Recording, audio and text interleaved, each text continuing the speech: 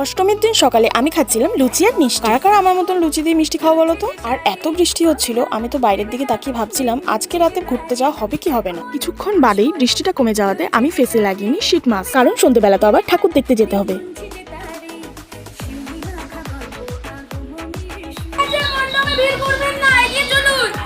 এই যে এই কথাটা শুনলে যে আমার কি রাগ ধরে। 1-1.5 ঘন্টা ধরে লাইনে দাঁড়িয়ে যখন প্রতিমার সামনে পৌঁছাই, 1 মিনিট হতে না হতে এদের শুরু হয়ে যায় ভিড় করবেন না, এগিয়ে যান। আরে একটু তো মাকে দেখতে দে, সুন্দর করে কটা ছবি তুলতে দে, তা না খালি তাড়ানোর চেষ্টা।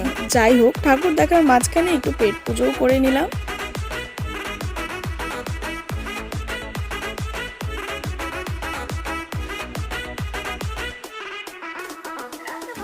আর দুর্গাপুজোর সময় বিরিয়ানি না হলে কিন্তু আমার চলে না, কিছু একটা মিসিং বলে মনে হয়।